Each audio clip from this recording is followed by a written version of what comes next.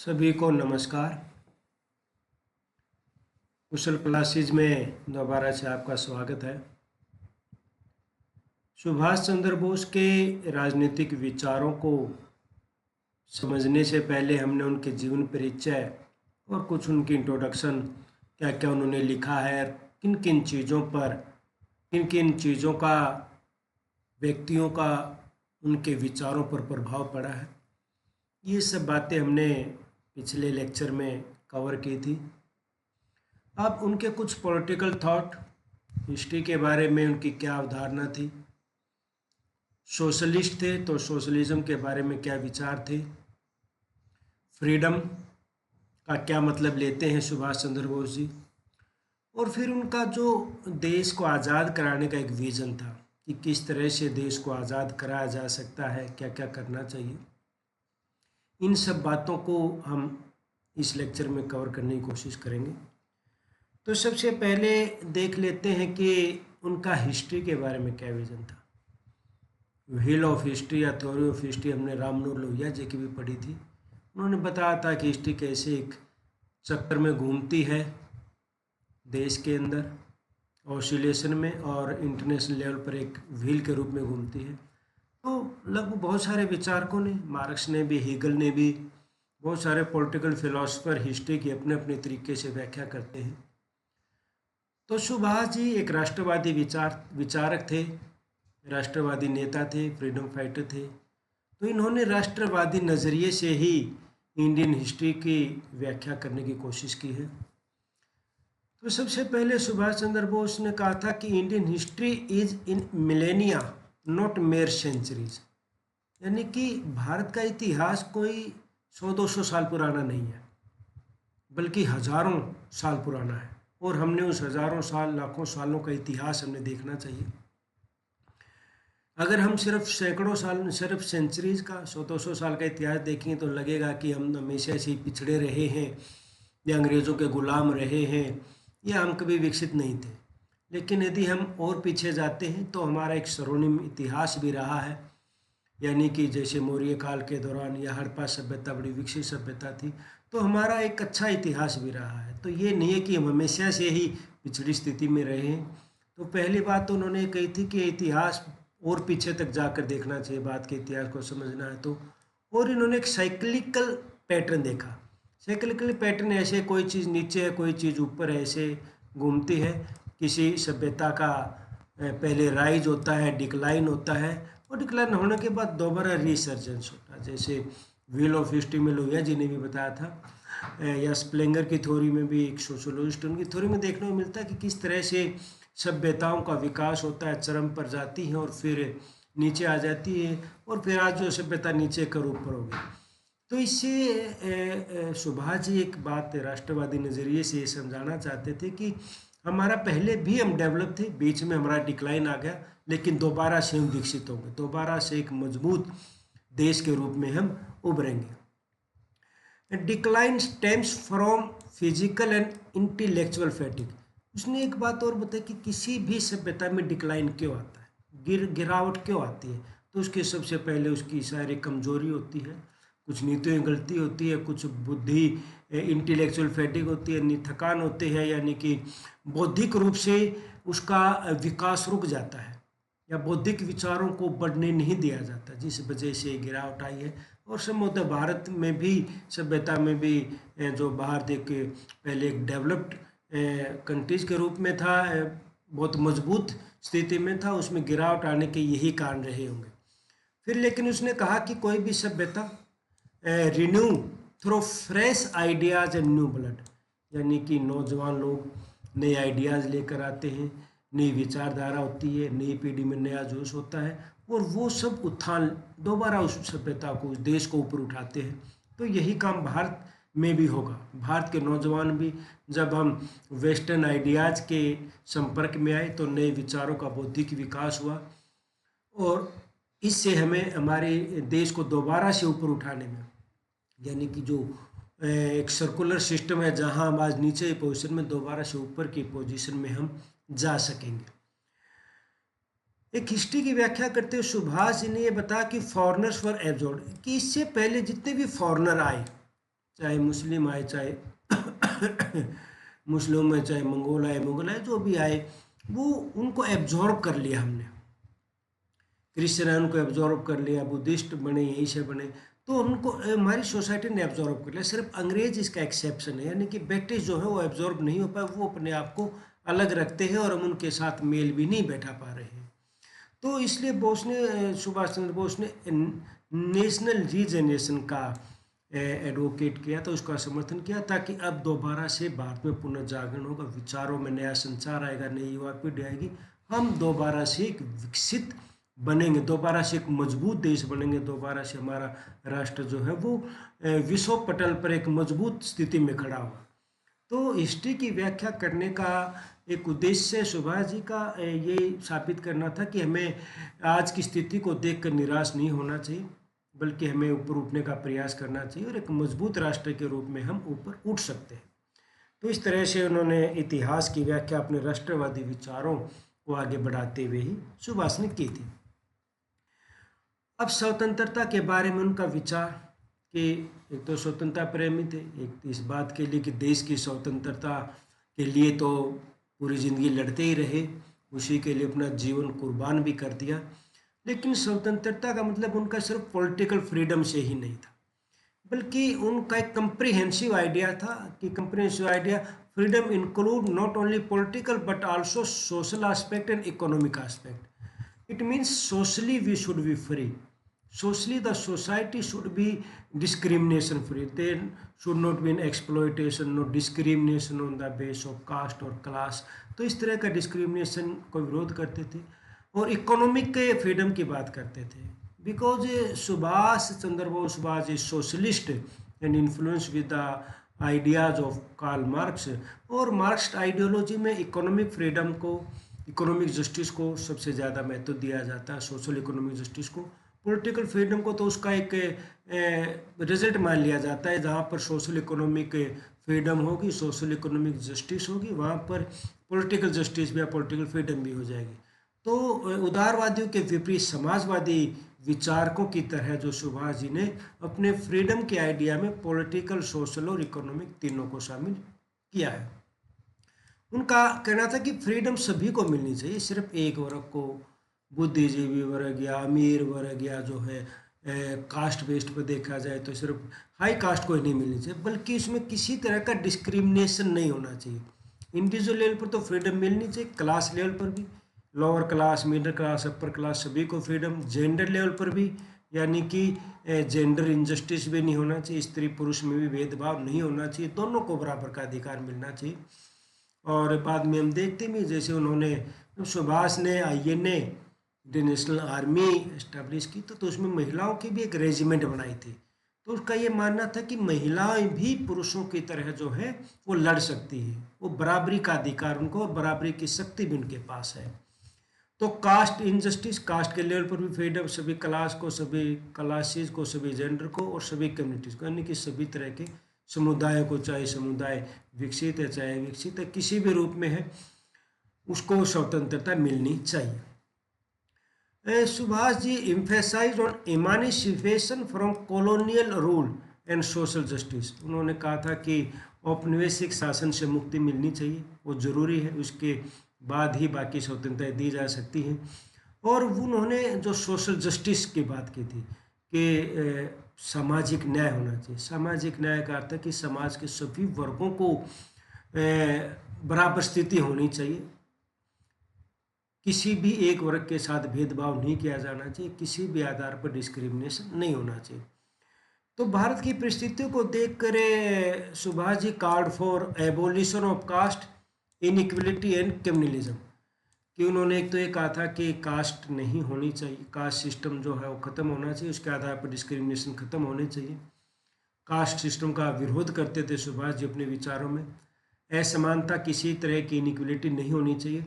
और कम्युनलिज्म के बड़े विरोधी थे। सुभाष जी ने अपने जीवनी में लिखा, ऑटोबायोग्राफी में लिखा है कि वो ऐसे परिवार में जन्म हुए थे जहाँ पर चारों तरफ मुस्लिम थे, लेकिन सभी अपने भाईचारे के साथ रहते थे, कभी किसी के साथ कोई द्वेष नहीं था, सभी प्रेम से रहते थे। तो अपने पूरे जीवन में, अपने पूरे राजनीतिक करियर में या फ्रीडम स्ट्रगल के दौरान कभी भी उन्होंने किसी भी तरह की धर्म का मुद्दा नहीं उठाया या हिंदू मुस्लिम में किसी भी तरह का भेदभाव नहीं किया।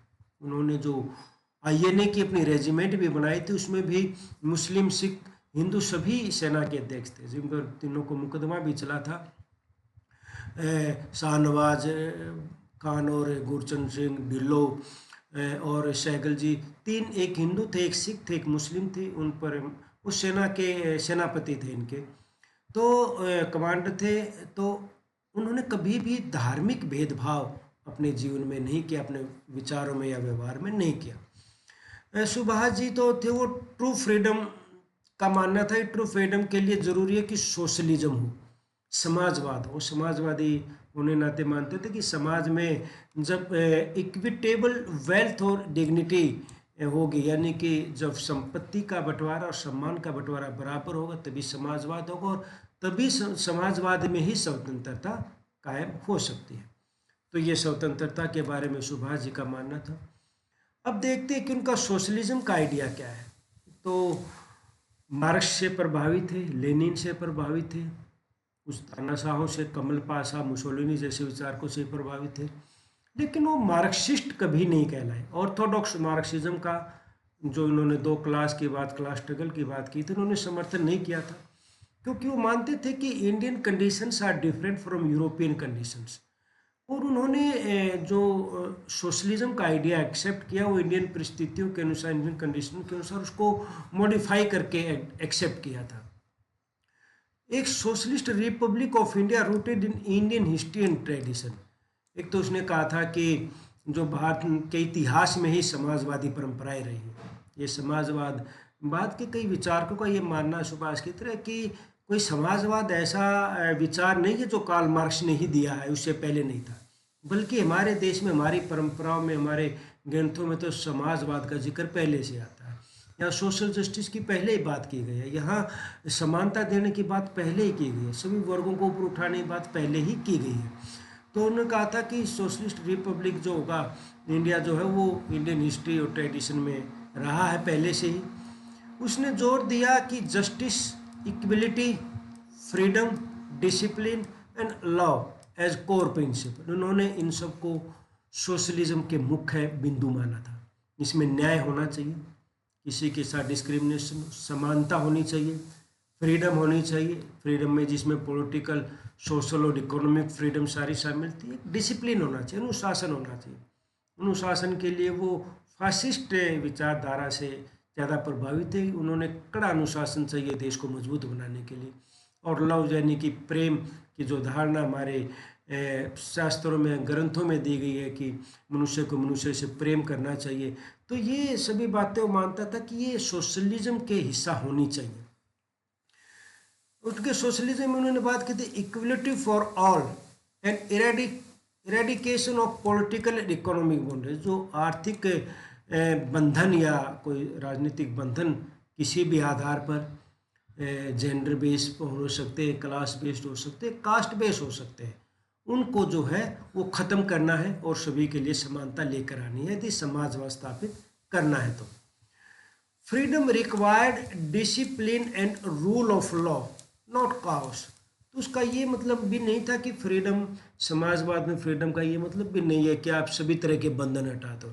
जैसे पॉलिटिकल थ्योरी में पॉजिटिव फ्रीडम और नेगेटिव फ्रीडम की जो बात आती है कि सभी तरह के बंधन हटाना को लिबर्टी नहीं माना जाता। पॉलिटिकल थ्योरी में भी लाइसेंस कह देते हो तो एक उच्छृंखलता होगी। तो ये कहता है कि फ्रीडम का मतलब अव्यवस्था नहीं है, अराजकता नहीं है, बल्कि इसका मतलब है कि डिसिप्लिन तरीके से और रूल ऑफ लॉ, कानून का शासन होना चाहिए।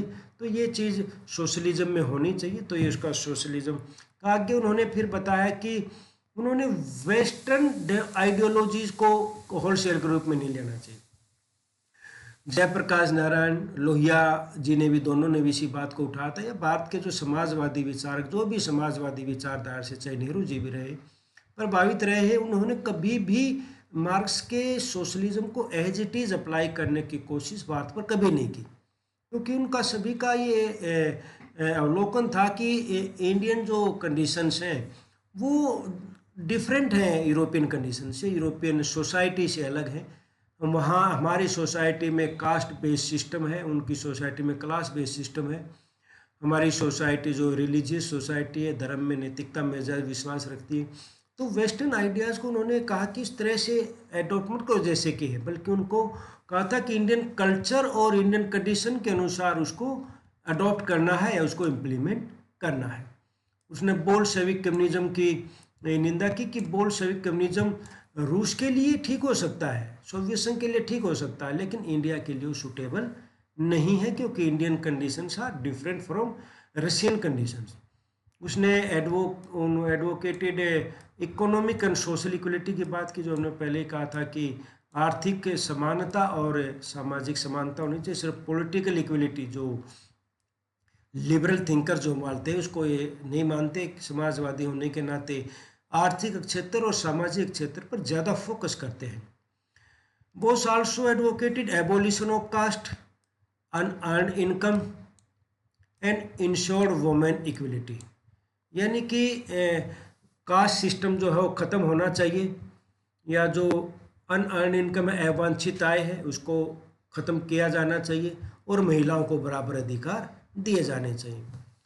अपने सोशलिज्म के आइडिया में बोस ने सपोर्ट किया स्टेट कंट्रोल ओवर प्रोडक्शन, जैसा कि ज़्यादातर जो नेहरू जी ने भी फॉलो किया था इंडिया में स्टेट सोशलिज्म जिसको बोलते हैं, कि बड़े बड़े उद्योग धंधे जो सरकार के कंट्रोल में आने चाहिए, ताकि उनसे होने वाला मुनाफा जो है वो किसी एक पूंजीपति की जेब में ना जाए, बल्कि उसको समाज हित के लिए, देश हित के लिए या गरीबों के उत्थान के लिए उसका प्रयोग किया जा सके। Wealth distribution for economic justice, और आर्थिक न्याय के लिए वेल्थ डिस्ट्रीब्यूशन जरूरी है, यानी कि धन का पुनर्वितरण जरूरी है। जो कुछ हाथों में पैसा केंद्रित हो गया है उसको बांटना है समाज के सभी वर्गों में, सभी व्यक्तियों में। तो ये जरूरी माना गया सुभाष जी द्वारा सोशलिज्म की स्थापना के लिए। आगे अब उनका जो इंडिपेंडेंस का आइडिया था कि समानता, जो स्वतंत्रता है, देश की स्वतंत्रता प्राप्त करने के लिए क्या नजरिया होना चाहिए, क्या स्ट्रेटेजी होनी चाहिए, क्या तरीका होना चाहिए, क्या विचार था उनका। सबसे पहले उन्होंने कंप्लीट इंडिपेंडेंस, जो लाहौर अधिवेशन में नेहरू की अध्यक्षता में किया गया था, उसमें सुभाष की भूमिका बहुत महत्वपूर्ण थी, क्योंकि जो लेफ्टिस्ट थे उनका बड़ा दबाव था। जो समाजवादी या जो वामपंथी विचारधारा के लोग जो कांग्रेस पार्टी में शामिल थे, जिनमें सुभाष जी भी शामिल थे, उनका बड़ा दबाव था कि हमें डोमिनेंट स्टेटस पर नहीं संतुष्ट होना चाहिए, बल्कि हमने कंप्लीट इंडिपेंडेंस की बात करनी चाहिए। तो कंप्लीट इंडिपेंडेंस के वो समर्थक थे, और वो मॉडरेट और नॉन वायलेंट अप्रोचेज को क्रिटिक थे, उनके विरोधी थे, आलोचक थे। गांधी जी को कई मामलों में प्रशंसा भी कि उन्होंने जागरूकता लाने का, लोगों को जोड़ने का बहुत महत्वपूर्ण काम किया, लेकिन उनका ये मानना था कि नॉन वायलेंट मेथड से आज़ादी नहीं मिल सकती। वो मुख्य रूप से मिलिटेंट एक्शन का समर्थन करते थे कि हमने एक हथियारबंद लड़ाई लड़नी चाहिए। आयरिश रिपब्लिकन आर्मी की सफलता से बड़े प्रभावित है सुभाष जी, जिन्होंने आयरलैंड में अंग्रेज़ों के खिलाफ एक सशस्त्र विद्रोह किया था और कामयाबी हासिल की थी।